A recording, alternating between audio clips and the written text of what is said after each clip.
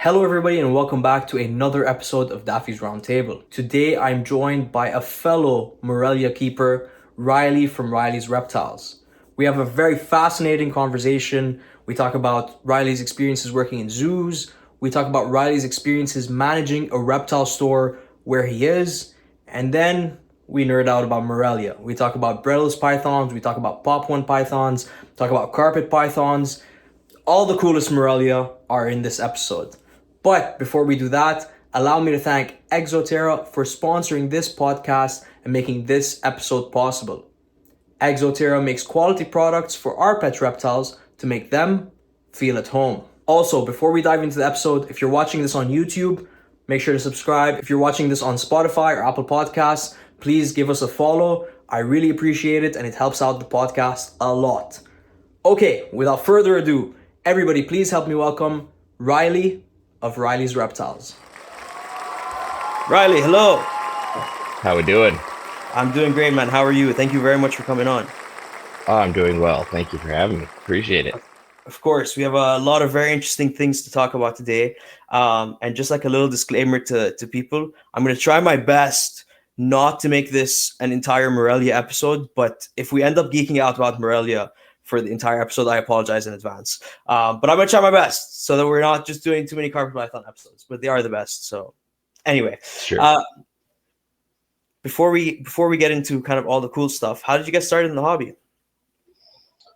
I found like the hobby as it stands, kind of when I was getting my feet wet in the zoo field, actually at the same time, Cool. and sort of exploring, keeping reptiles on my own, and found that there was a whole like industry and circuit of shows that went around and people that bred and did it for a living, and went to my first Pomona Super Show and just fully immersed and just went right in and realized that, people do this on the side of their day job or as a day job, and realized there was no reason I couldn't. So,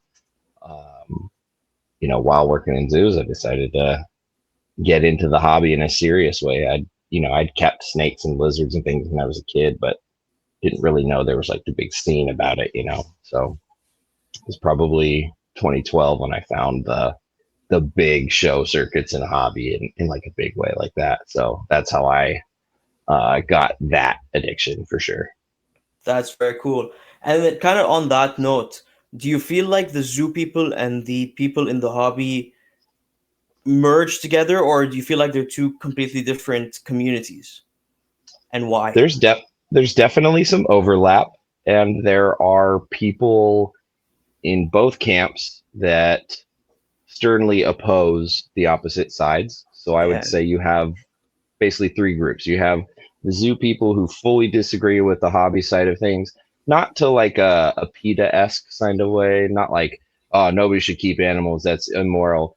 More of like they prefer the conservation side of it. They prefer the animals being in the wild so much as like they'd rather, like, if they have to be in a captive situation, they'd rather be in an educational scenario and not necessarily breeding for profit. They don't necessarily agree with that side of it. So you have those people. You have people that sort of ride the fence like I did for a long time, where you work in zoos but maybe keep some animals at home as well.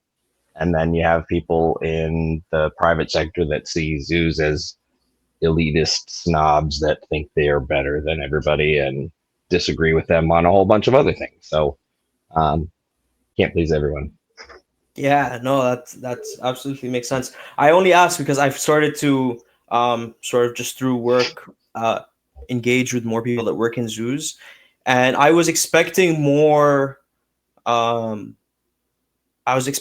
hobbyists involved, and so far it doesn't seems like it's almost like it's their job, and once they're home, they're kind of done with the whole pet keeping thing. But I obviously I haven't met enough to judge that there isn't any hobbyists in the zoo world, and obviously you were in both, so they definitely exist. I would say it's growing as time goes on. It is becoming more mainstream, if you will, to keep something aside from a dog or a cat. The bird people have always kind of been there, and that sort of has that overlap. The fish people are always there, so that has some overlap. So I think it's becoming a little bit more, accepted that people might have a few geckos or a pet snake or two here or there, and that's kind of like, not out of the norm, even for people outside of zoos, like just kids and classrooms and stuff like that. It's becoming pretty commonplace. So I bet you we see more of it over time. Um, but yeah, few and far between for sure. Yeah, very interesting.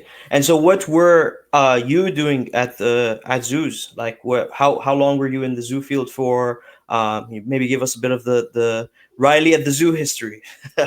Yeah, so I started at the Santa Barbara Zoo. I was a volunteer before anything because I was finishing up school at UC Santa Barbara and trying to figure out what I wanted to do. Started volunteering. Um, Ended up getting into an apprenticeship there after working or volunteering for 2 years pretty excessively with the animal care team. Awesome. I was putting in like 12 hours a week as a volunteer, and then they hired me on as an apprentice when there was a vacancy, and I started working right on the reptile team full time. Nice. I was there for about 6 years. I met my now wife there. She was there for about 4 years before we moved up to Sacramento, where we are now, because she took a job up here at the zoo. Here, I got in there briefly for a year and a half until I took the management position at GX3 Reptiles about 5 years ago. So it was an interesting journey. But yeah, I got in there just because I was sort of like figuring out what to do after school, knew that I liked animals.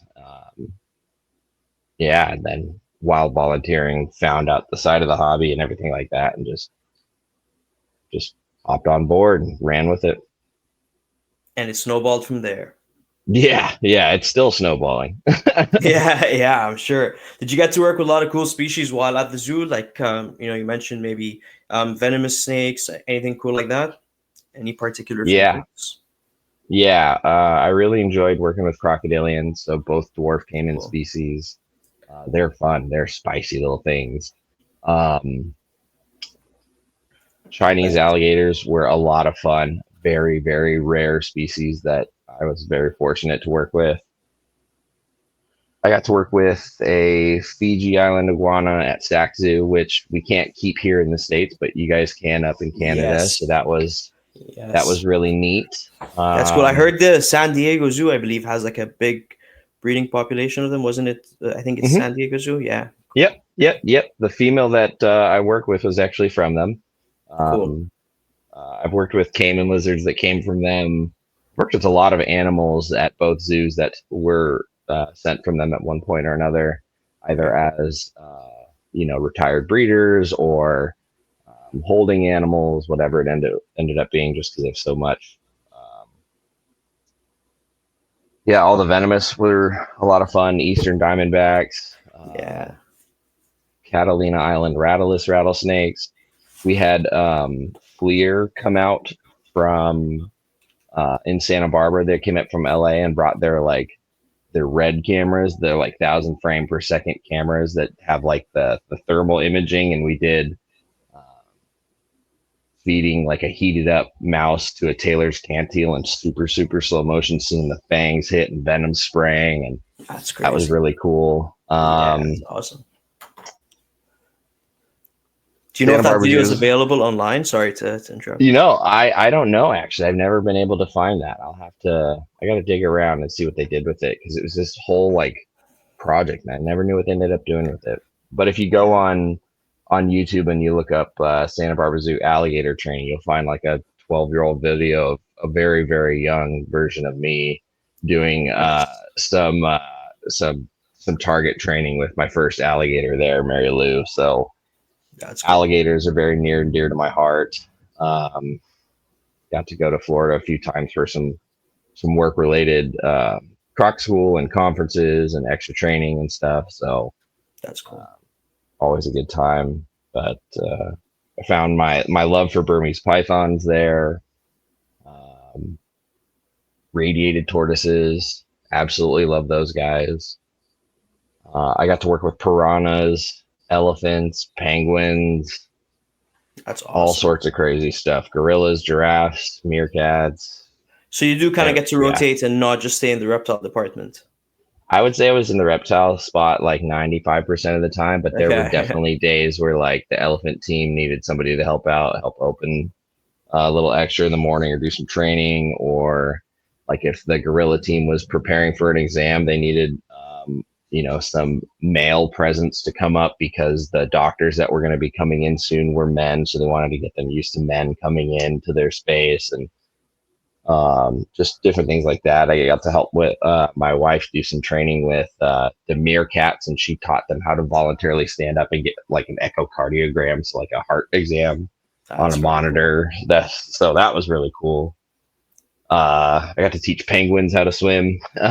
That's really cool. Wow, Yeah, that's awesome. so helped tube feed baby flamingos that weren't being raised by their parents, and yeah, just had a whole bunch of experiences. Man, it was never a dull moment. Every day was different.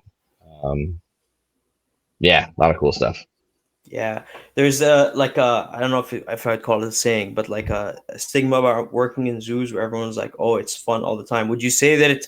You said never a dull moment, but would you say that the majority of the job was still just like even with keeping reptiles at home, the majority of the job is just cleaning cages and feeding. Is it the same thing there as well, or do you get to do a No, lot of those training you're talking about? you do. Every facility is a little bit different, but if you want to do fun stuff and you're good at your job, your supervisors will make it if it's within the job, description, so to speak. So I found a lot of joy in the various tasks and things that I got to. Anytime I got to work on other lines, it was exciting for me. It was something different, but I found a lot of enjoyment out of getting to help with the veterinary team in medical procedures. I found a lot of joy in doing keeper talks. Actually, I did a lot of those for a long time. I made it a point to do multiple a week, sometimes multiple a day, where I bring animals out to the public and just do talks for like 30 minutes to an hour and just connect people with generally reptiles, but also invertebrates and things like that. And that was the most rewarding, because part of the mission statement while working at the zoo is to connect these animals to the public and educate and make a difference. And so it's not like you had to be scrubbing bowls and cleaning cages the whole time. Part of your job is to educate. And so I was, very good at it, and my team saw that, and they were happy to just let me incorporate that as much as I wanted into my daily routine. So I did. Um, there's definitely mundane days where all you do is get through your routine and try and get it all done before the clock strikes time to go home or whatnot. But even then, you're still taking care of animals, so your day is usually a Pretty bit fun. chiller than others. Yeah. No, that makes sense. That makes sense. You said your wife was training meerkats. What department would that fall under? Or like, yeah. So the way it used to be set up was just it was sectional. It was very zonal, and so in her section, Okay, she was like the mammal team, but she had gorillas, giraffes, and meerkats. that's cool. And because my sulcatas that I took care of were up there, I was in that area a lot, so I was able to help her out with any extra training if she needed a second person around. And sometimes that's all it was just being a second person because they're such nervous prey animals. Having an unfamiliar person in their space and then asking them to trust you and do this behavior with this big scary foreign dude there was like a huge part of their training. And Right. yeah, she was great. She did such a good job. She got the behavior and was able to present about it at an AZA conference, and it was big time. So it was cool. I was very proud to help her with that. That's very cool. Will she be going to the AZA conference in September? Was I'll she have to just at ask her. the mid-year one in March? No, she was No. not at mid-year. I don't know. I think her supervisor went to that one, but I'm not sure who, if anybody, they'll be sending for that. They're a smaller zoo, so I imagine they'll send someone, but I don't know how they dish all that out in their hierarchy right now. Yeah, that's very interesting. Yeah, it's at Tampa in September. Oh, nice. Gosh, Yeah, that sounds like a good so good time to be there. I am excited. It's Yeah. gonna be hopefully a good time. Yeah, I hope I get to go out at least once and do some herping, but we will see. But yeah, that's cool. Okay, so and then right now you said, sorry, could you say the name of the store again that you're currently managing? Yeah, it's GX3 Reptiles. Two reptiles. So my boss started, his sort of snake breeding and reptile stuff online like 15 years ago, and then started a shop Cool. in Sacramento about 7 years ago. Cool.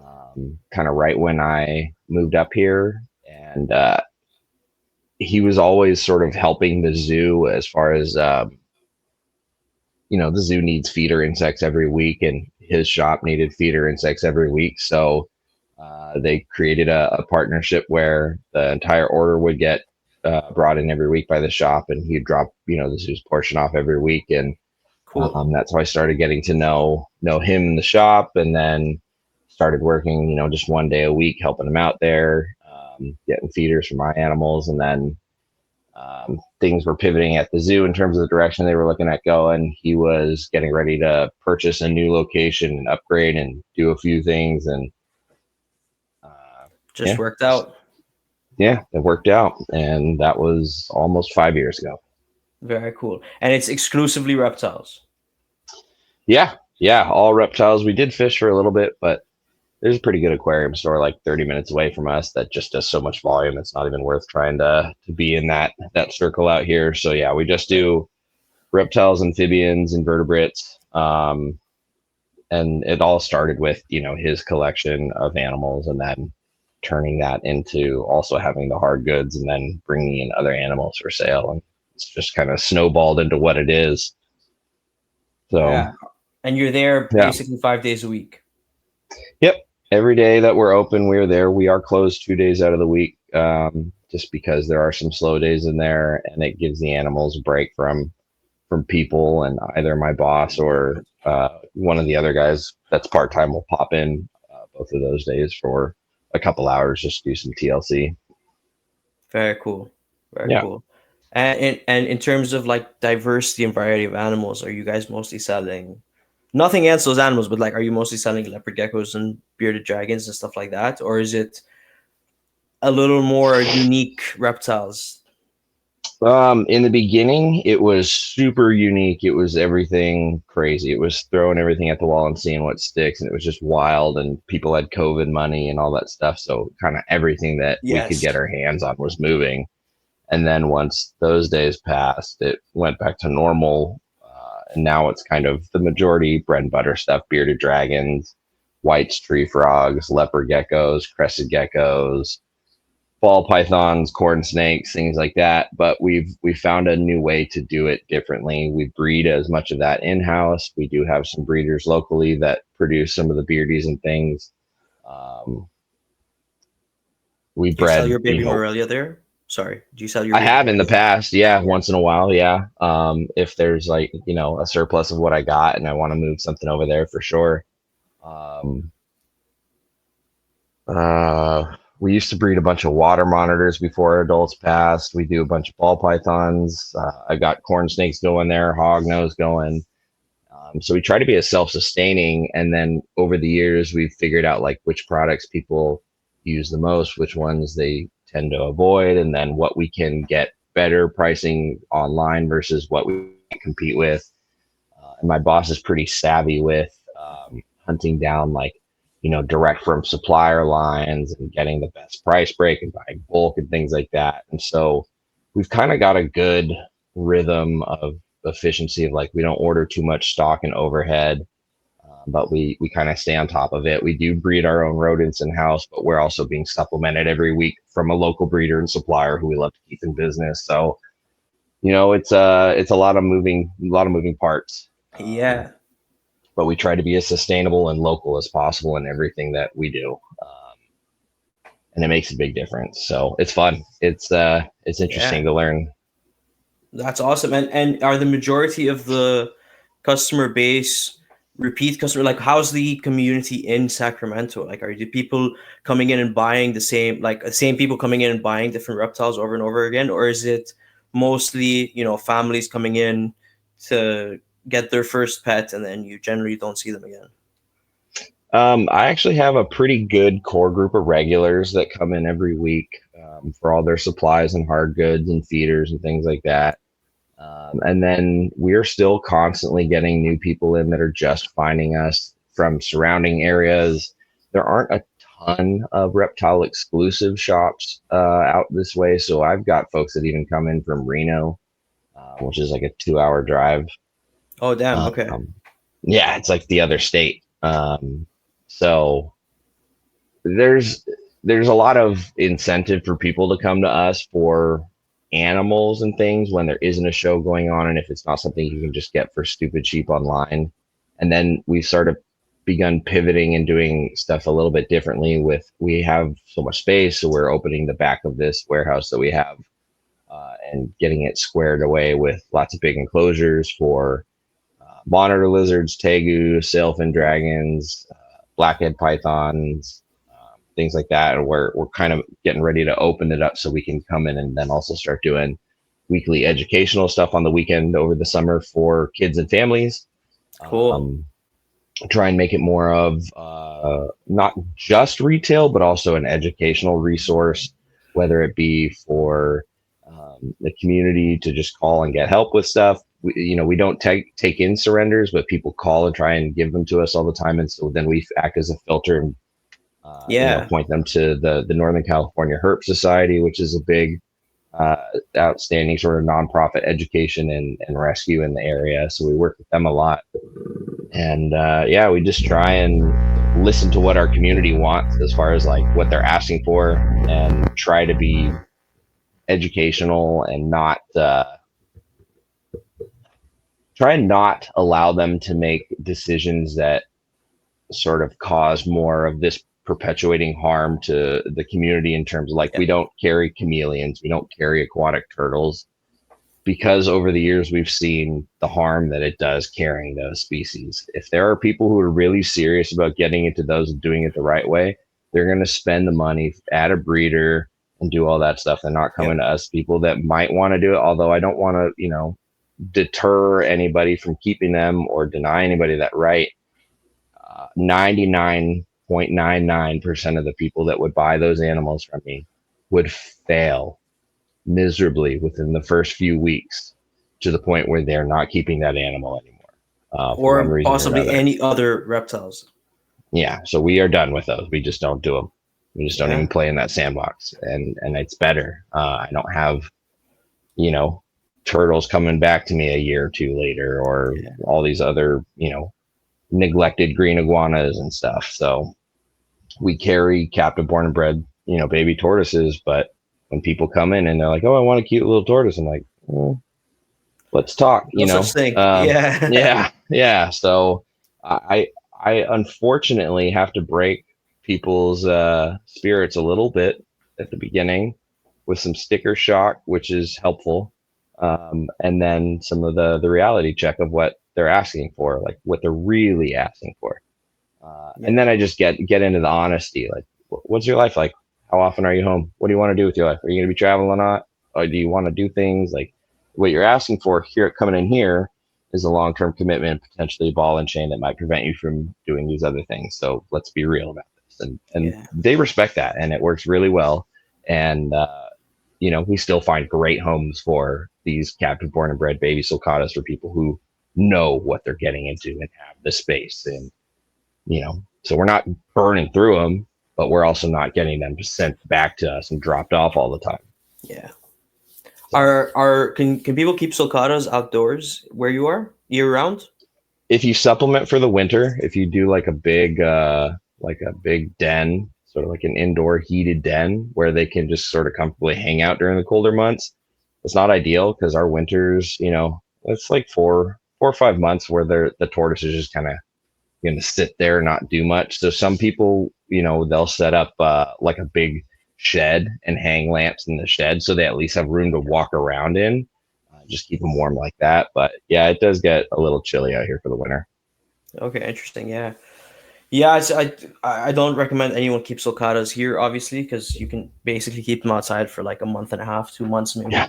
maybe. But in the Middle East, they can keep them outside year round. You go and people have like giant sulcata pens and aldabras and all that kind of Oh, that's stuff. It's really awesome. cool to see. Yeah, they have. I mean, Oh, I I'm assume jealous. climate is pretty similar to where they originally come from, but yeah, it's cool to see. It's very cool to see. Yeah.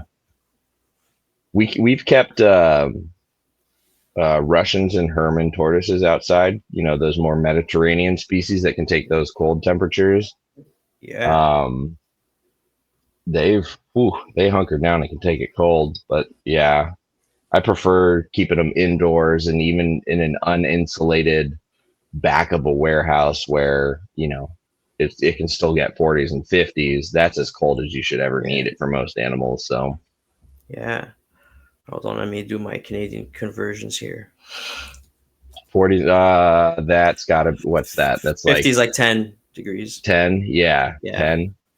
Yeah. So 10 is what I like to, like, if I can get Brettles pythons down to that at night for a bit during the winter, we're in good shape. Interesting. Okay, so let's now that you brought that up, let's just jump into that. So so you do cool your Morelia in the winter before breeding them?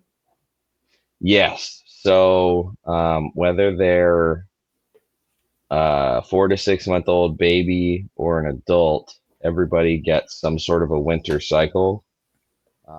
Some more extreme than others, but in theory, Both what I food and do, temperature. yeah, yeah. And again, I'll vary it for others. Like I'm always constantly checking and looking at them, and it's pretty easy to tell if like a baby is not having a good time, going 4 or 5 weeks in between meals, or longer. So I'll dial heat back so at night it gets into the 70s, but it'll still warm up during the day a bit, but just not as much and not as long.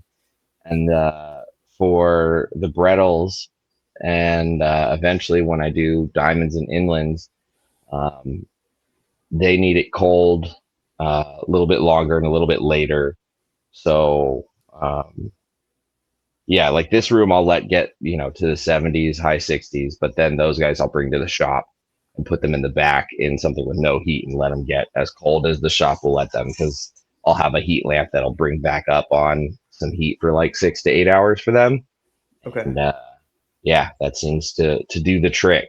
2 years in a row for Brettles, and so I think I'm going to replicate that system when my diamonds are of age and whenever I get inlands into that spot too.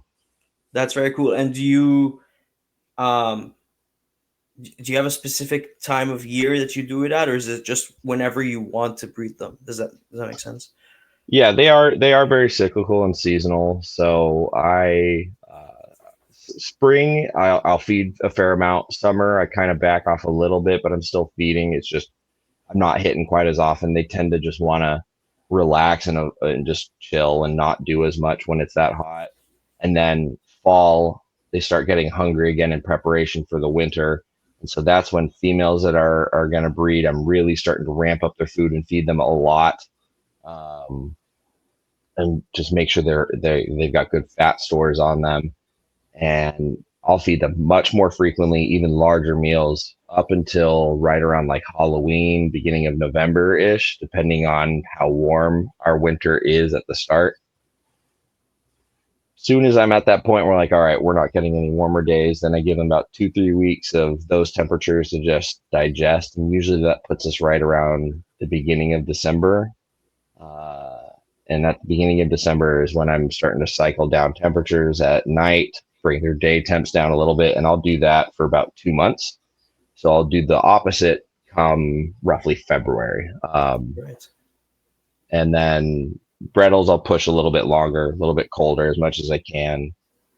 And then yeah, for the winter breeders, so the Darwins, the Popwins, the Coastals, the Jungles, those guys I'm already pairing up during that cool down. I usually start seeing a You're lot you're of pairing them breeding. in the okay, yeah. Yeah, I see a lot of that activity starting to end of December, beginning of January. and that's when it really starts picking up as far as locks and interest from the males. Um, Sorry, sorry, I don't mean to interrupt again, but so you mhm. are seeing locks in the colder months. Yeah, yeah. Usually on the tail end of the winter, closer towards when we're bringing up, but that's when I'm usually starting to see a lot of breeding. And then I've had clutches laid as early as like March, but generally the coastals, popwoods, and jungles will start laying like April, May. Um, yeah, usually around in there. And then Brettles, because they are spring breeders, I don't even introduce the male until like late March, April. And what I'm doing with them is actually similar to like colubrids. You bring them up in the winter, feed, pair, feed, pair, feed, pair, feed, pair, feed, pair until the female stops uh, being really interested in food. And I'm like going a little bit bigger, bigger, bigger until she's just like, all right, I'm done. And then we're getting a lot of male interest, a lot of breeding and stuff. And so Brettles clutches usually don't drop until June for me, May, June at the earliest. So, and Yeah, I imagine the diamonds will be very similar along that line when I get to that point. So yeah, yeah. there's sort of like two camps with breeding carpets. You have your winter and your spring breeders. Cool. And you said so basically, other than the Brettles and the diamonds, it sounds like everything else is a winter breeder. Inlands are sort of one of those, depends who you ask. Um, Right. I think the majority of people lately, from what I've been studying and gathering, have sort of found that they follow more of a spring breeder timeline. But that being said, I had a jungle clutch laid 3 weeks before my Brettles clutch this year, and is that much of a difference? So, you know, I think True. I think if you were to take a sample size of inlands, cycle them like Brettles, but pair them in the winter, you probably wouldn't see much action until spring when you're starting to bring them up anyway. They might be an in-betweener. I don't know. I think they don't read the book. We write the book about everything that's sort of that we can Right.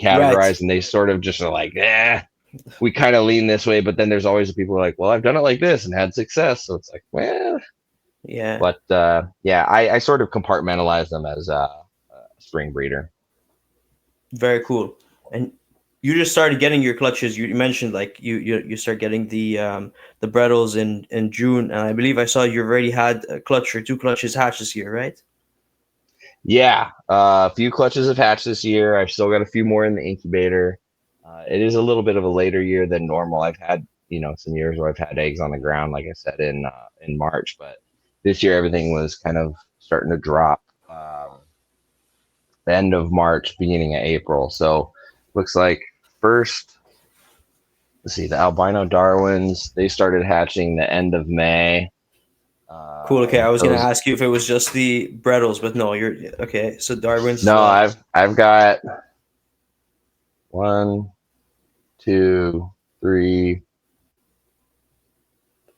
three, four, five clutches that are out of their eggs, carpet wise.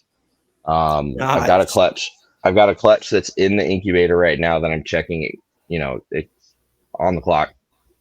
And then two more, uh, another jungle clutch and the Brettles clutch. So probably another 40 babies or so to hatch in the next month.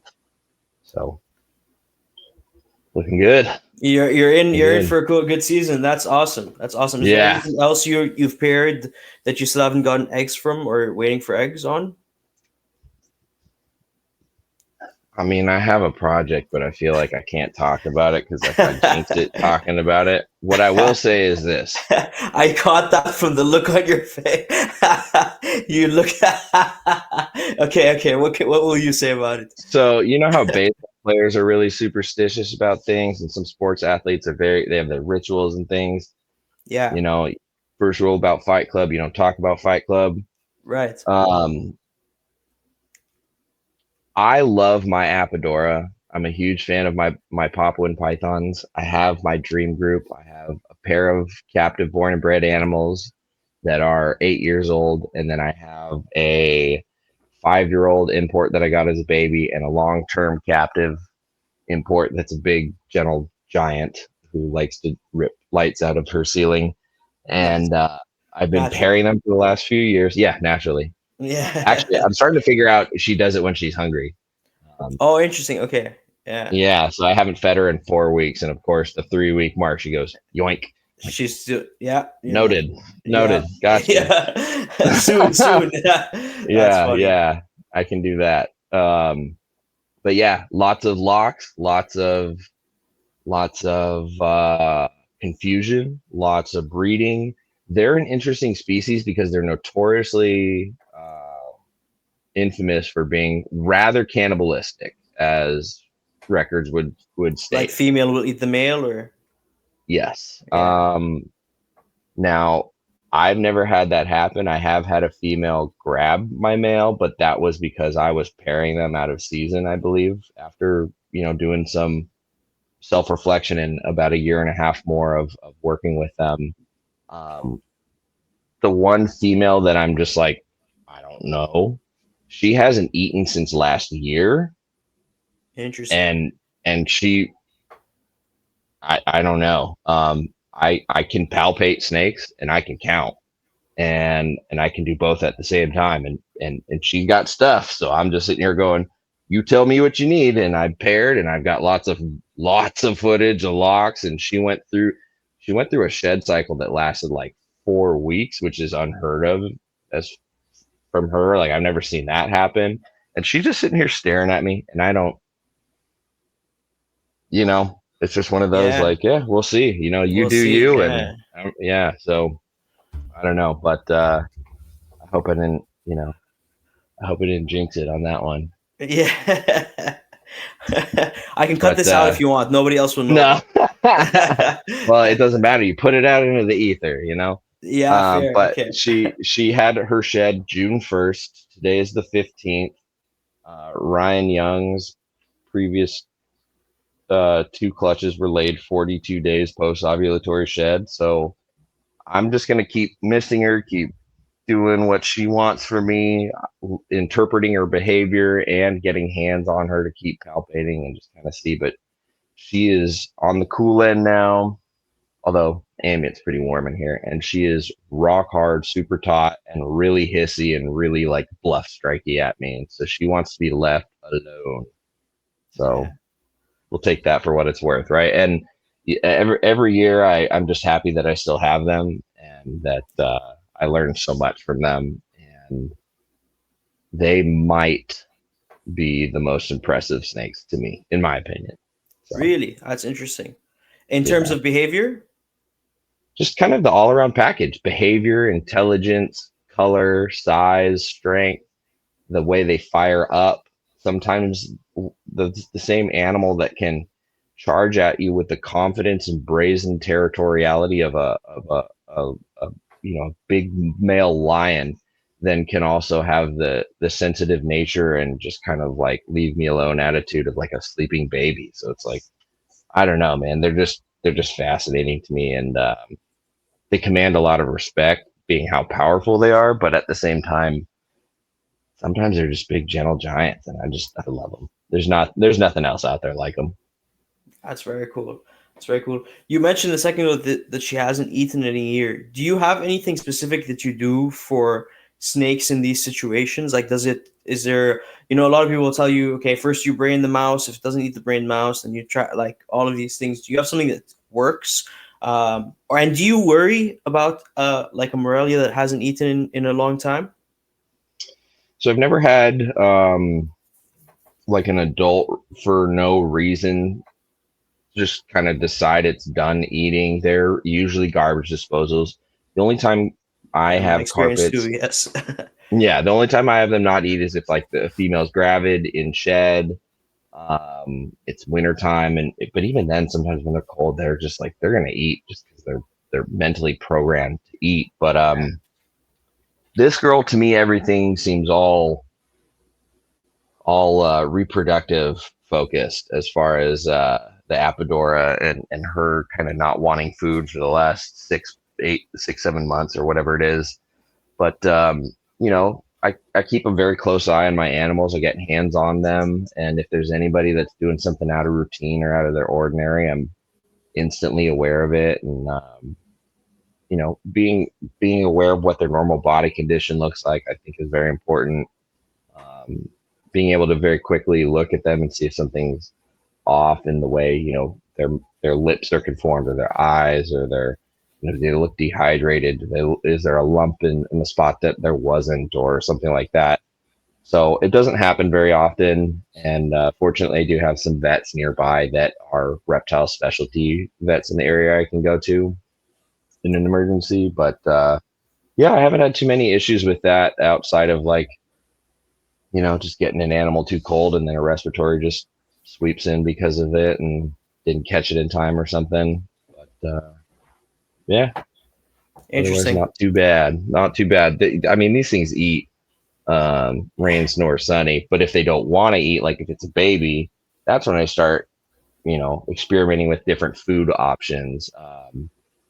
Mice versus rats versus quail versus chicks, live versus frozen, whatever it is, warm, cold, day, night, any variable I can alter, I'll try. So, Yeah. And do you usually find that they end up eating? yeah, yeah. Not since I, not since I worked with children's pythons have I had a baby starve itself to death. Do you have So, that happen with a children's python?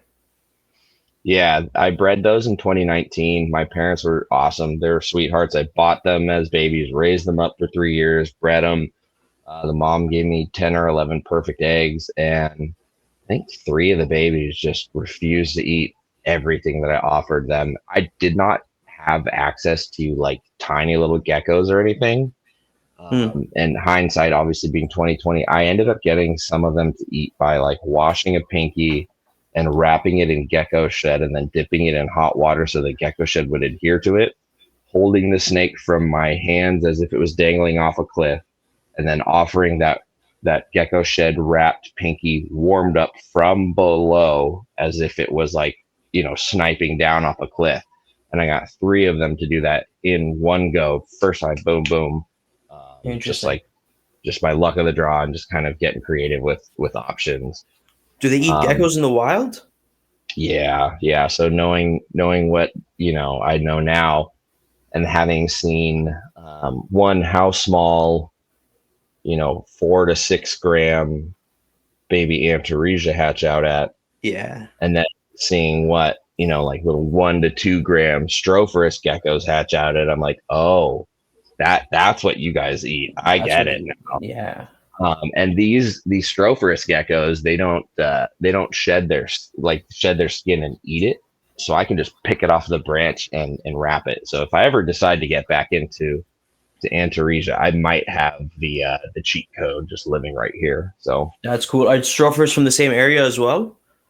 there's a lot of different geckos that are from those areas, but yeah, I believe they overlap with some of the Stropherus. Some of That's those very cool. like low shrubby grass, rock outcropping dwelling geckos that come out at night. You go find those Aussie YouTubers that are out there, and you'll see the same habitat, and it's all overlapping, and it just makes perfect sense that those little tiny dwarf python, they can't eat a rodent when they're that big. So Tiny. what do Yeah. they have? A tiny little gecko. So That makes sense. Did you find that the children's pythons, when you bred them, I don't know if you'll remember this or not, but would you find they're more of spring breeders or winter breeders? Kind of going back to the winter same breeders. combo. Winter breeders. Yeah, winter breeders. I treat like my carpet pythons, bred them in the same system as them, and they were cake. They were awesome.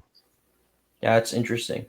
You say the same system. How do you keep your snakes? Like, what kind of? I see it like an enclosure behind you, but I don't know. Like, how do you keep in general your Morelia? Um, However I can get by, I've always, managed to get secondhand enclosures or racks. There's a 7 stack of AP cages behind me, some racks over here, some cages here, some vision cages over here, some more racks there, some hatching racks in the closet. Do you tend to prefer like PVC then? Yeah, yeah, I love PVC. It insulates really well. It's easy to work with if you need to modify and drill holes in it to, add lights or ventilation. It's lightweight. It lasts a long time, and it just kind of looks clean. In my perfect scenario, I'd raise babies up to like maybe 2 years of age, and then maybe 3 years of age at most, and then pop them into cages. I've had one animal that it took about 4 years to get her comfortable to eat in like just a decent sized bin for her at her size, because she was just so nervous. She would go off food, and anytime I tried to upgrade her into something like close to what was appropriate for her, and she would just extremely high stress. But she's the exception to the rule. Most of them just seem to take what I give them, and I would love to put everybody in, 4x2x2 glass fronts with perching and sky hides and stuff like that, and then maybe even bigger for some of the like the Brettles gal and stuff. But we'll get there. Yeah, There's no end line in sight. No finish line, course. so just gotta keep going. But Yeah. I just make it work as best I can. Try and give them the most. But nowadays, I'm seeing the shift in the hobby, and the less is more, and I love seeing the emphasis that people are giving on, you don't have to be a breeder. You can just be a wonderful keeper and just do really well by the animals you have, and just portray that with a lot of value and virtue. And I think that's fantastic. And I love seeing the breeders that are kind of paring down too. And so it makes me want to, do better by less, but I need more space, and there's just so many goals that I've set out for myself. So we'll get there in time. Those roads will pass. Yeah, no, that absolutely makes sense. And the reptile rooms are always evolving. They're never really done, like you said. Even when they're done, it's like, oh, now I need to upgrade everyone again. Oh So yeah. no, that Oh, actually absolutely it's always makes sense. changing. That's very cool. Yeah, definitely changes. I mean, you could take a snapshot of this room every 6 months and it'd be different. So Sorry, I muted myself because I was going to sneeze, but never mind. good save. Yeah, I thought, but it didn't happen. Anyway, cool. So, talking about the Brettles, Mhm. I want to ask about a couple of snakes that I've kind of seen on your Instagram. You have one called Redman, and that's, I think, what's the babies that are hatching are from, right? Yeah, so those are popwin Yes. carpets. Pop ones. Okay, perfect. Yeah. Yeah. And do they like? Wasn't able to find a picture of what the adult male looks like, but is it actually red? No, so they lose that red pretty quickly. It's usually after a shed or two, but he Okay. stood out in the clutch that I produced in 2019, whatever year it was of his. And I think it was 2019. And not only was he still red after his first shed when some of his siblings weren't, but then in his second shed, afterwards, he was still very red when none of his other siblings were. So at that point, it's like, you're definitely staying. He stood out from day one. It's known that they lose that, but you could look at a lot of different carpets and see, or a lot of the pop ones, and see like there's some that stay really dark, and when they fire up a little bit, because they'll do that like Cresties, they fire up and down. Some of them have like silver tones, and then they go back to dark. Some of them have yellow tones, they go back to like a gray. But this guy was just orange all the time, and it was just a varying degree of how much orange he was showing. Was it hitting his full dorsal, and was it going all the way up the neck, or was he kind of doing his two-tone, sort of like brown and orange? But even then, he was always a better looking color. And then I kept the only two females from that clutch that year and raised them up, and was finally able to pair him back to one of those females this year. And so those are F2s from wild caught parents that sired my original parents that sired Redman and his animals or in his sibling. So Very we're cool. line breeding for color on those ones, and the whole clutch just turned out to be insanely red at hatching. And I think seven or eight of them have shed out, and they're just really, really exceptional looking. I have another popwin clutch that is in the process of soaking and still shedding out, and you can see the tonal difference between the two, because those two parents are a little bit darker, And so these babies, although very beautiful, are just a slightly different, like they're almost a little more orange and dark than that Interesting. red. But it's Yeah. funny, the sire of that clutch is Red Man's father. So I mean, there could be some absolute diamonds in that pile too. So the Interesting.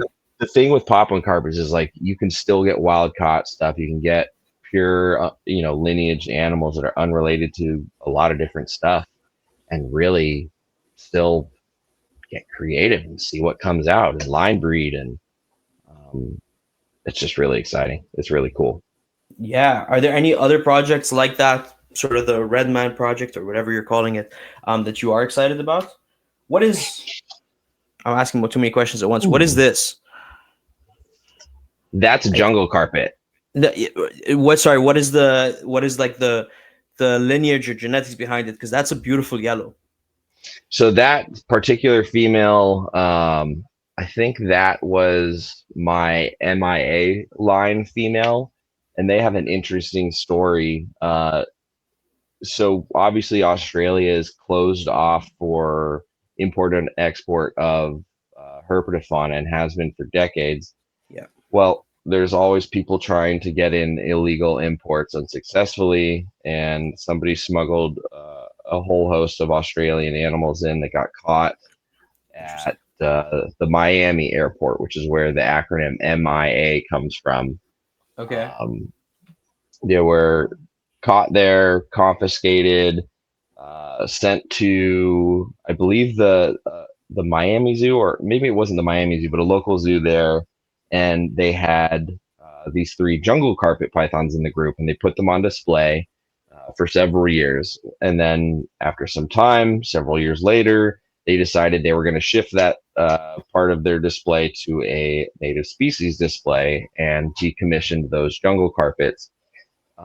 The keeper there was interested in taking them on. He was allowed to basically adopt those jungle carpets, at which point he was also given permission to then breed them and release them into the hobby, which he didn't do himself directly. A friend of mine and his and a few others, Martin Roseman, uh, brokered and sold off those babies. And the big excitement around them was their new jungle blood to the United Yeah. States they haven't been in decades. So that happened during COVID, and it's a really unique story to them. There was two males and one female, so the first couple of reproductions were with one male, and then the second male was involved in at least one more.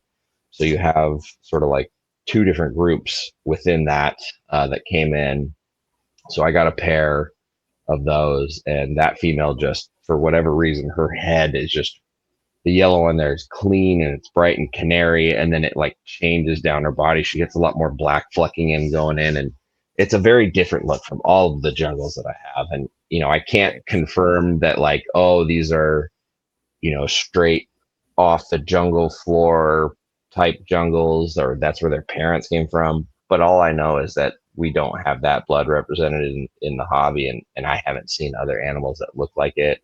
There are some people who have been successful, like Martin and I think maybe Christian Parr, at pairing, an MIA animal to another jungle animal, but for whatever reason, they don't like breeding with one another, at least in the first go around. It seems everybody who tries to get pure MIA line animals and put them back together striking out, Interesting. and that includes me. So, but I have since heard that the folks who have had success breeding them, they're just like, oh, just breed it to another one, and then it'll be primed, I guess, and it'll breed fine with an MIA animal the next year. So we'll see.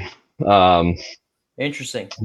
the male I have is not very attractive, but he too No. has that same thing where his head is, the yellow is just oddly really really bright, and the rest of them is kind of like.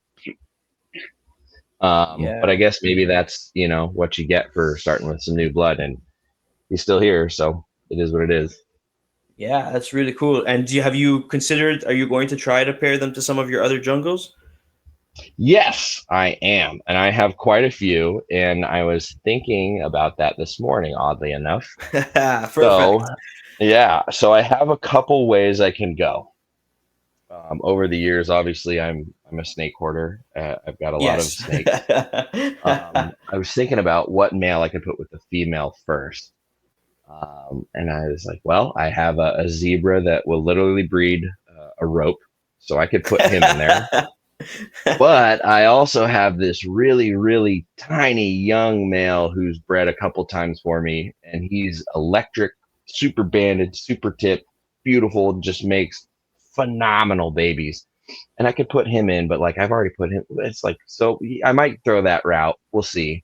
I also have some striped jungles, but I feel like those are like a separate project mentally, and I'm like, no, because if I put him with something and something cool comes out, I'm gonna have to keep it. And I'm already keeping too many of those damn things.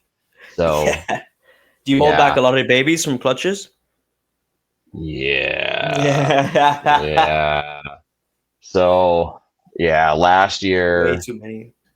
Well, it's like a blessing in disguise, I suppose, and I hope. And by I hope, I mean down the road. I hope it pays off. But I've been pursuing my own striped jungle project for a while. In 20, what year are you? 2019, 2018. One year I produced, so I had a beautiful psychotic exotics animal that was, that's Kerry King from Slayer's company. And my mentor Todd Dyer, who was his collection manager, I bought my first beautiful, amazing trophy jungle from him. Raised her up, got this Like beautiful, like like the a rock. like a like a freaking got it as a baby. God was like, yeah, and talking Kerry King from Slayer. Yeah, like okay, that's fascinating. Okay, cool, cool. Yeah. So unfortunately, they folded the business and sold it 2 years ago. But Todd's a friend of mine. Don't do that. No blinking. Why are we blinking? Oh, the lights. I Oh was man, why is that happening? I don't like that. dramatic effects for the podcast. All right. Anyway, um, so I got that animal, and then I realized I wanted to make some striped stuff, and I was like, well, let's just get a striped male, and he had a striped animal, and I got that animal. Unfortunately, it ended up passing away after I was doing some other pairing with it, and got a different male and then produced some really killer striped jungles. And I mean, so I kept a trio. Those animals raised up, and I bred them together last season, and both females went, and both of them not only produced really, really nice striped animals, but they produced these things that look like ocelots. And ocelots in jungles are already kind of like this weird, ambiguous, sort of like polygenic thing where it's hard to train your eye to see it in some cases because being polygenic, some expressions aren't very strong. Why is that happening? Why is there's a ghost in here? Um, and ooh, I got a better idea. So we do that pairing. I get those stripes, and in addition to that, I get a lot of these ocelots, and they all have it to some degree. And I realize, well, great. If this is a new project, why are you doing that? I'm sorry, dude. No, you're all good, man. It's kind of funny actually. Why are we having this strobe effect though? Like that's so. Because Oh, this there we go. podcast is about to turn into a club. There we go. All right, I turned the knob and fixed the thing. I am the tech manager. You are a magician. Um, Yes. so I was like, well, I got to keep everything here. I think I sold one or two that didn't have like stripes or ocelots, but then I also kept some because my ultimate vision is to make tri-stripe jungles like these guys in Australia have, where it's a big yellow stripe on the back and some big ones on the side, similar to like a crazy coastal tiger, but I want it in yellow and black, and I want it to be all jungle. So my thought was do this stripe to stripe sibling pairing, I'll get great stripes, and maybe I'll start making some spots on the side that almost connect, and I'll keep those. And then the next round, they will connect, and then I'll keep those. And maybe 20 years down the line, I'll make them, right? Well, so I did get some of those. I got some that are crazy striped with some of those sides that are like bars that dash that connect, and some on the neck that are really connecting. But those ocelots is like, okay, there's way too many here, and some that are super high expression. I was like, well, I got to keep all of this because this is a new project. That would be irresponsible and selfish of me to the hobby to just throw it away. Um, so I kept like 13 or 14 out of 17 or 18 animals. Wow. And then I realized like this is not realistic. And so I sent 2 pairs to some friends. It's like, hold on to these, have fun with these. Don't get rid of them. You don't have to, pay for them. Like, here you go, just whatever. A buddy of mine, he had some other stuff. I was like, well, here, I'll send you these and trade in some cash. But they're gonna keep them and work the project as they have the same vision as I do. But I Yeah. also want to see what they do with it. So I'm like, raise them up, pair them. We'll keep in touch. We'll map this project out together. And then whatever you feel like doing with those babies, we'll work together and we'll make decisions accordingly. And, if you want to keep going with it a step further, then we'll do it in tandem. If not, then, all I ask for is like a pair of those and you can do whatever you want. But it's looking pretty good that there is something to that ocelot stuff. Like I said, I've got a clutch in the incubator right now that was only 8 eggs, and 3 of them went bad. So it's only going to be 5 eggs if they all hatch. And that was a repeat of one of those pairings from last year. So I'm curious to see if I get similar results. Yeah. Obviously smaller sample size, but yeah, man, it's my mad scientist lab in here.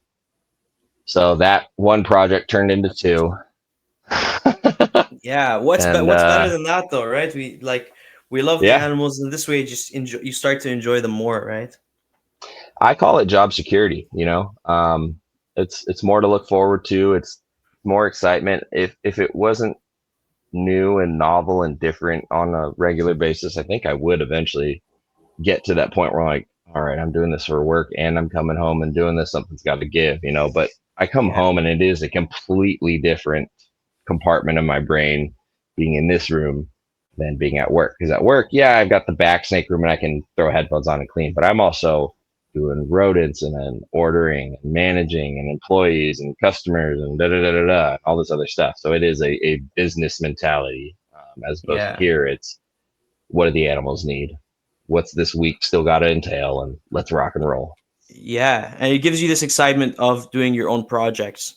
Like, I get to see what's happening with this down the line, or I get to, Absolutely. It keeps me yeah. honest too. I learned some hard lessons in here, like too Yeah. much. I'm sure. I'm Yeah, sure. I find Yeah. I find my limit. The last few years I'm like, how much? What can I push? Let's push it. I haven't found it yet, but And we'll I've see. pushed it. Oh, you haven't yet. Okay. Well, we'll And see. I've We'll pushed it. see. If I Yeah. have, if I find myself with 250 snakes and I'm like, okay, this is too much, then maybe I pushed it this year. But Yeah. we'll see. The eggs haven't all hatched yet. Right. Exactly. Yeah. So it's how long do you wait? Like, between the how old do you wait till your carpets are old enough to pair again? Like, how long are you going to be waiting for the babies that you just hatched to be able to pair them? I know you said Sure. it's it'd be like a whole 20-year project, but just Yeah. in general, how fast does this project move along? I Well, guess. Yeah. I think I compartmentalize carpet python projects in stages of typically 5 years in my head. Yeah. But if you're thinking about breaking down the male's potential, and then you're always be surprised. Sometimes these animals just do things differently. Sometimes it's a 3 to 5, and sometimes even less. I had a 17-month-old male breed, so Interesting. some of them just get up to size early and are producing viable sperm young, and they're like, game on at a year and a half. That's not the norm at all, and in fact, I would say average for males is probably closer to 3. Okay. Females, I like comfortably. I prefer them being around 5, and that's with my current like sort of pace of feeding every other week, giving them most of the winter off, even as young ones. In the past, I used to feed almost every week and feed right through winter. And I don't think I have a single animal under my care that I started with at that regiment. Some of those obviously I sold, but quite a few of those died from obesity, tumors, cancer, and things that you could Interesting. argue it's pretty similar to what happens when you like pound a human with an excessive diet in the worst way possible. So Yeah. I've adopted a completely different approach. I've included more variety, and I don't feed on their schedule at all. I have windows of time around my work schedule, and I will make time to feed what I think should feed in those windows. And if I don't think they need to eat, then they're going to wait until the next time I have an availability. So it can be looked at as a routine. It's like Tuesdays are the days, but sometimes it's every 2, 3 weeks. Sometimes it's 4 weeks. Sometimes, because you got two small food items, maybe the next time I'll give you one big one, and then we're really gonna sit out for a while. The Apodora are starting to get pigs now, so I'm like sort of figuring out how long it takes for them to digest, and what when they're hitting that hungry point and ripping lights out of the ceiling. How fast are they digesting those? So that's new. But there's always something to be learned from these animals, and um, if you love them, keep them around longer, just feed a little bit less. And that's kind of what I learned for sure in the first 10 years. My first decade of keeping carpets is these things will eat to their own detriment.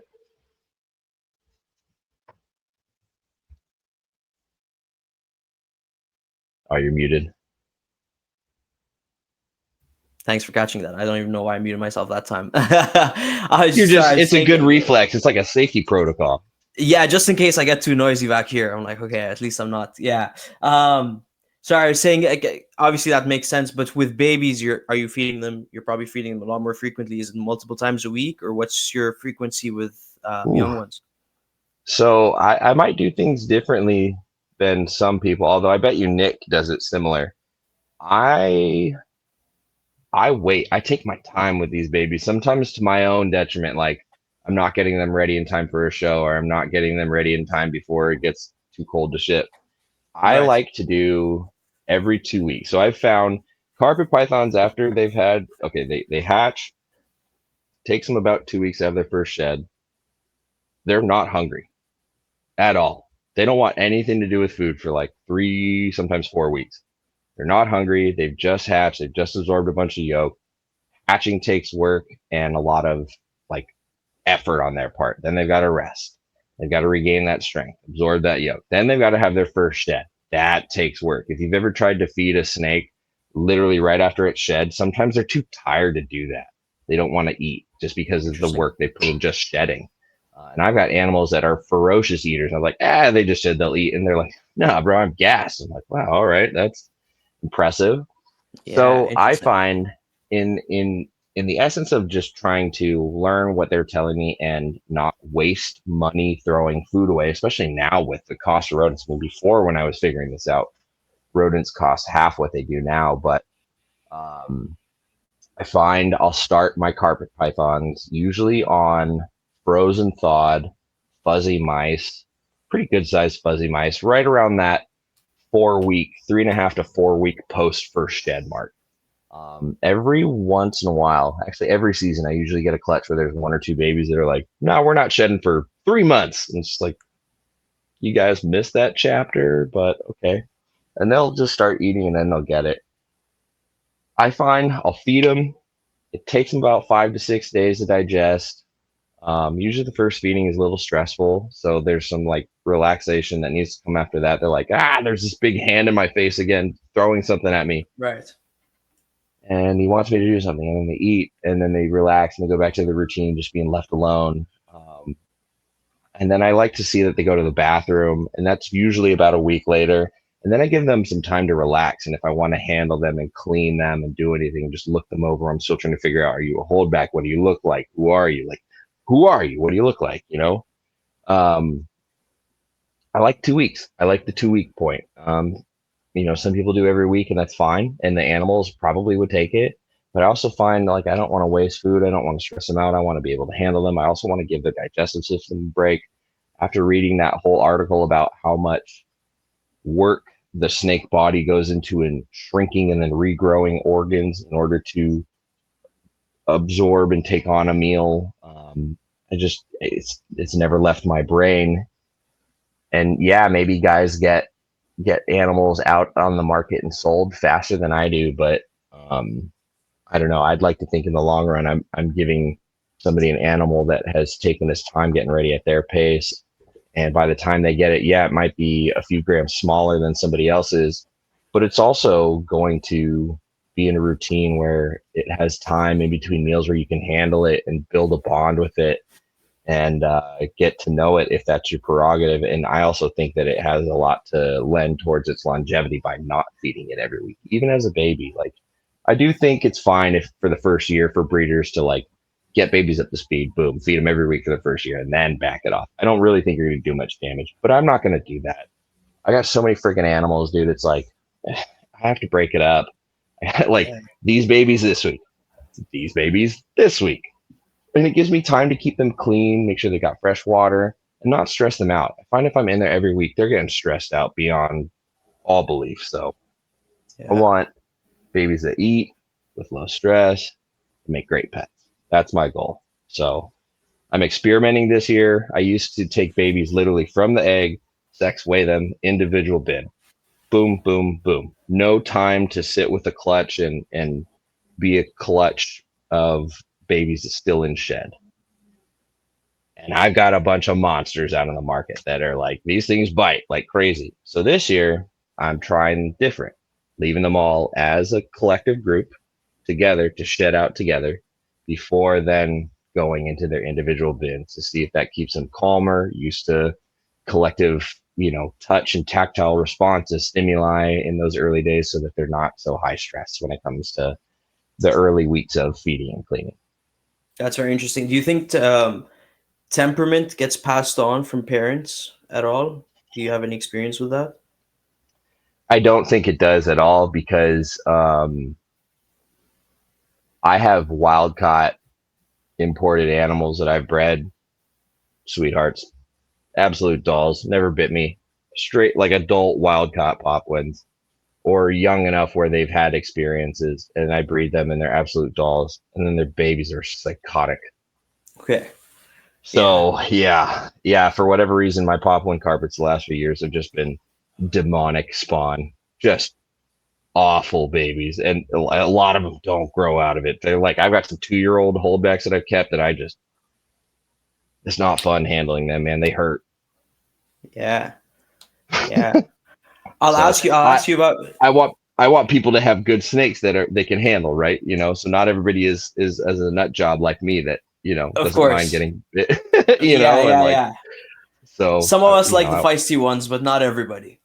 Yeah, I mean, to me, I'm like, oh, great, you're a great feeder. Everybody else is like, good Lord, my 6-year-old is going to be in here. I'm like, oh, yeah. I don't have one of those. Yeah. That's funny. Your lights just turned off. Let me ask you about light cycles, actually, and then maybe we'll wrap it up because we're already at about an hour and 15 minutes. But do you think that, so it looks like even some of your racks behind you are clear-toed bins. But I have also seen racks that are where the snakes are sitting in darkness and completely.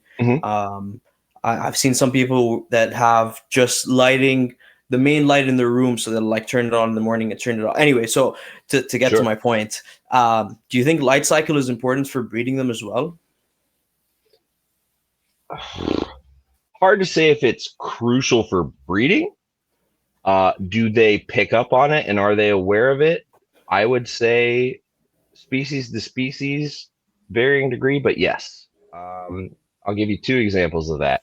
Yes, in my please. experience, Dumerals boas as babies do much better in like the fully opaque freedom breeder tubs getting started. For whatever reason, super nervous babies, very visually stressed by things. I've raised Dumerals boas in clear tubs and I've raised them in freedom breeder tubs. Night and day difference. They do way better, at least to start, in those darker tubs. And So you darker get tubs. them to that point where they're considered like they're just confident and they'll smash food at their first moment's notice. They don't want to be visible. And I've taken animals that were confident baby doomerals from those bins that were some of my best feeders and put them in glass displays out in the retail end and watched them go off food for 4 weeks until we sort of got them back into a routine. And now they're okay. We just had to figure out what they needed. They just needed time. They didn't want food that was big and fighting back. They wanted small, ease back into it. So I do think they're aware of that. The other thing is I have rules about when I'm in here working and cleaning. I like using a photo period that mimics outside, and I will pare it down in the winter so the lights are on a shorter time in the winter and longer in the summer. I don't know if it makes a huge difference in breeding, because in the years before I had all my lights and set up and timers and really doing that, I was breeding and they didn't have lights. Granted, I was also not having as much success and didn't know what I was doing as well as I do now. So there's some other variables that are arguably at play. But I will tell you this, even the friendliest carpet python, when the lights go out, they're a different animal. It's game on. They are hunting mode, and they are no longer your friend. They are now trying to figure out if you are food or if you're still. So I've had some of the sweetest animals. As soon as lights go out, they're used to it. Lights are out, game on, hunting time. Their instincts kick in. And we're talking about animals that are multi-generations away from their wild counterparts. They still know that nighttime, things come out at night that they can eat. So they're going to go hunt. And so, like, if I've been slacking on cleaning, it's like, boom, lights go out and I've still got cleaning to do. I'm like, sorry, that's tomorrow's project because I don't want to get bit. Right. They just know. So will I say that photo period is essential? No. But do I think they're aware of it? 100%. Do I think it's helpful? Yes, I do. And do I think it's species specific? Yes, I do. So I think the more you can add into their experiences and lifestyles, the better. I don't want to go so far as to say it's enrichment, because we're not eliciting a naturalistic behavior by giving them light per se, but maybe we are. Maybe we are by having them aware of that, like nighttime. It's nighttime now. Yeah.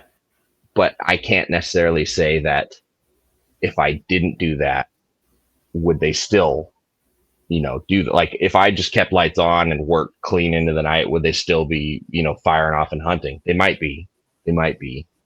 But I like to think that, the more you give them, the better their circadian rhythms are.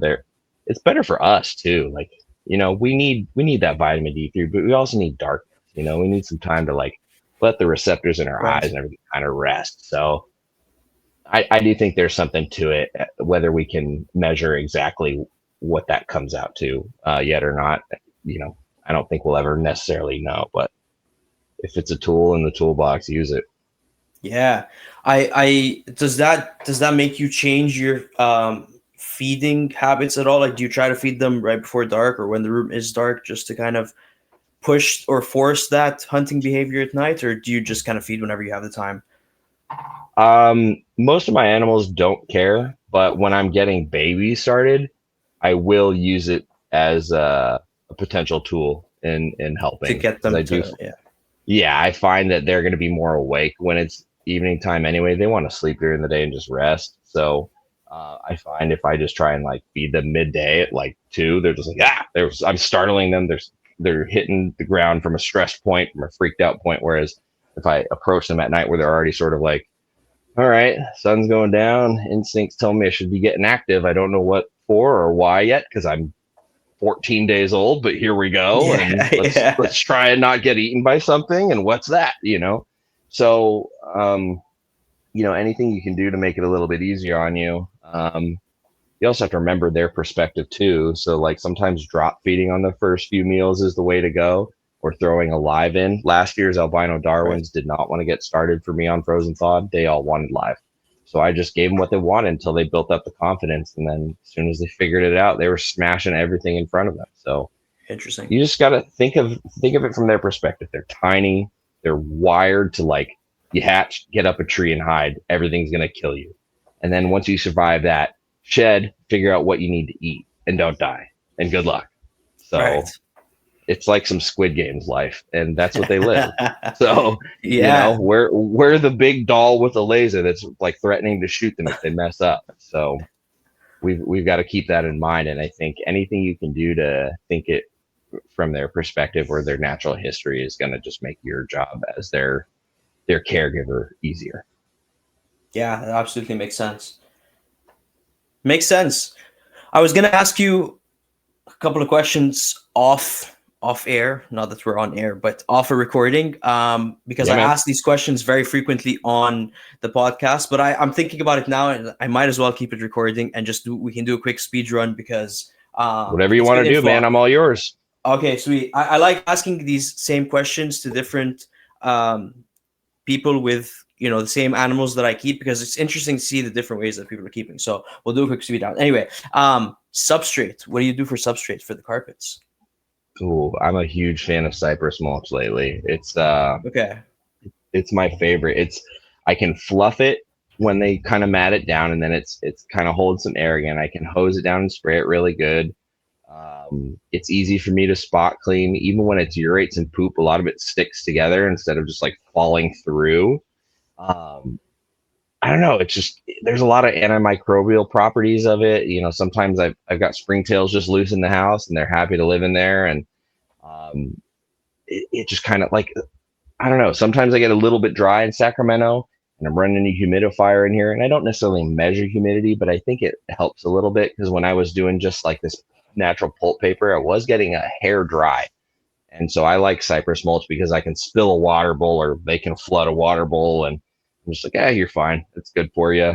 Um, a little bit different for today. Guess what? You got a cloud cover and it rained in your world.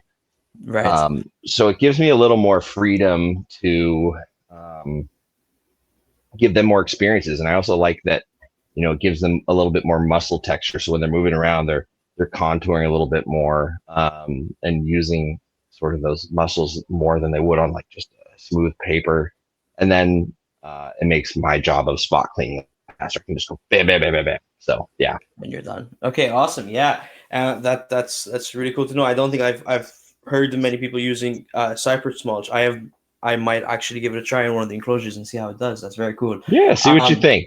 Yeah, I'll definitely let you know as well. You also kind of touched on the next point there, humidity. But do you generally keep it on the more humid side with the carpets than on the drier side? Because I've heard people go both ways of saying like they're, even though they're technically from a forest, but yeah. Anyway, so humidity. What do you think?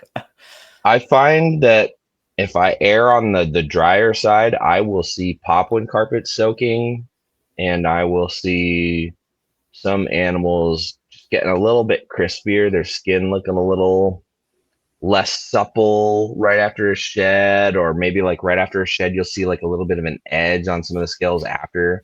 And I found if you err on the like 50 to 60% for all Morelia, you're right in a good sweet spot. Because then you've got some give and take where you're not going to hit too humid or too dry in a small window, relatively speaking. I've never sat and thrown a hydrometer in any carpet python cage because when I was coming up being taught about carpets in like 2011, 12, in that era, everybody's like, don't worry about it. Big water bowl, they're fine. Never worry about it. And Yeah, yeah, that's true. But a lot of the people that were telling me that were from the Northeast and PA and places where it's much more humid. And at the time, I was living in Santa Barbara where I had the ocean. Like it was humid all the time.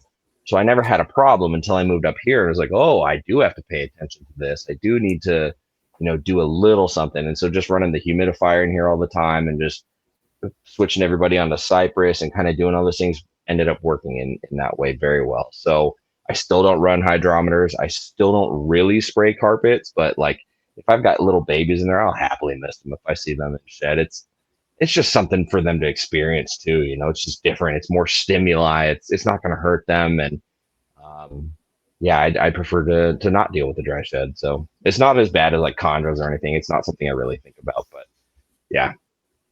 fascinating. Okay, and then heating. Do you are you team heat lamp, heat pad, heat the whole room? How do you heat your snakes?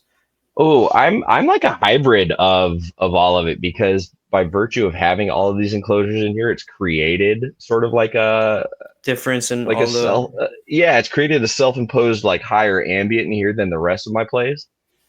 But at the same time, I do leave a window open and I do subject it to seasonal swings and manipulate it accordingly. So everything does have supplemental heat. Now that being said, I also avoided getting into diamonds until like a year and a half ago because I was scared away from keeping diamonds on heat pads. I was scared away from keeping them in too warm of an ambient because of everything that I learned that they need it cooler, they need night drops. What we used to refer to as diamond python syndrome, where they'd only live a few years and then just burn out and die, we found is just keeping them too hot, too long, prolonged. Like other carpets even don't like that. So you give them night drops. You cool them down in the winter real good. Just like do these things. I just got them obviously, but like I didn't want to keep them in my current system until I had space to put them with overhead lamps to control their like full, like real intense deep basking. And then that I could shut that off at night and they're just getting whatever they're at. Whereas the racks and the cages, yeah, they get night drops and it's on thermostat. So it's proportional, but it's just a little bit different. I don't know. I want to think ahead of the long-term issues that other people have come before me and experienced. And all the other carpets I work with, they can handle that stuff. But like Brettles and diamonds, they don't want to be heated all the time. They want some reprieve. So I am pro whatever makes the most sense for the species and what you have access for. And if you are really a student of the serpent, you really know their natural history, and you really know like student of the how serpent. air moves and how moisture content versus wetness behaves versus saturation versus all these things. You can do anything with anything. Hell, I've raised Brazilian rainbow boas in glass tanks with overhead lamps without having bad sheds. So if you can do that, you can do anything. And like it's not the camera you're taking the photograph with, it's the photographer behind the camera, right? It's the artist with the paintbrush, it's not the paintbrush. So I think anybody can really study how these things work, how these animals behave it and marry all the approaches and make it work with whatever you got. That is awesome. I need to write down student of the serpent. I might name the episode that.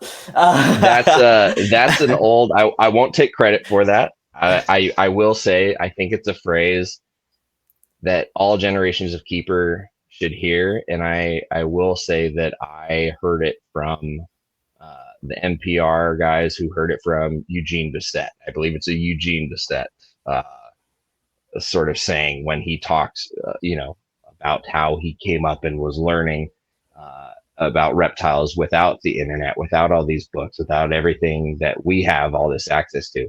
He had to become a student of the serpent, pay attention to what these animals were telling him. So just always stuck with Fascinating. me. Yeah, Yep. I love it. I love it. Yeah, that is one of the cooler um, sayings in the hobby that I think you're right. I think more people need to hear it and more people need to apply to it because you can only get so much information from online if you're not actively working with these animals and seeing their individual behaviors and their what they Yeah. like, what they don't like, how they react to things. But Yeah. so I grew up, awesome. I'm the black sheep in my family. There's nobody in my family that liked reptiles. It's not something that Same. came from my family. They still don't know why, but I went to the library every Tuesday and was researching with my dad and getting snake books and digging into everything I could, and eventually got a snake. And like it's just something that's in you. You either want it or you don't. And I remember talking with Todd, my mentor, about anytime I'd find new information that was new to me about Apodora or somebody that bred them, I found a podcast or whatever. But I'd send it to him like, "Oh, you should check this out. You should check this out." And I was always confused why he was so unenthusiastic with the stuff I was sending them. And it was because he didn't care how other people were finding success because it doesn't apply to you. It's not your room. You're not in the same Right. state. You're not even on the same side of the country. Like Doesn't matter what some guy up in Rhode Island did. That has no bearing on what happens in LA's weather and climate. So like, who Yeah. cares? And I was like, Valid. fair. That's a good Yeah. point. Yeah. And so it's just one of those things where like I've taken that so far. Like I'll pick and choose some reptile podcasts here and there. I was listening to your stuff today on my way to work, and I Thank you, like sir. listening to. Yeah, no, your stuff is great. You have a refreshing outlook, and I got to be better about opening my mind because I get in my like these little holes. I don't want to listen to anything, but I don't listen to a lot of reptile podcasts. I'm just kind of like I don't want, and it's for that reason. Like other people's avenues for success or their secrets and things. It's great to hear that, but like, man, is that potentially taking me off of my focus and my own, approach to paying attention a little bit? Should I just, hold myself up and pay attention to my own animals, just ignore the rest and let it, I don't know. I'm still balanced, like pendulum swung this way and now it's swinging this way and maybe it's coming back. So I don't know. Figuring it out. Got to find a way to center it in the middle. Yes. We'll get there.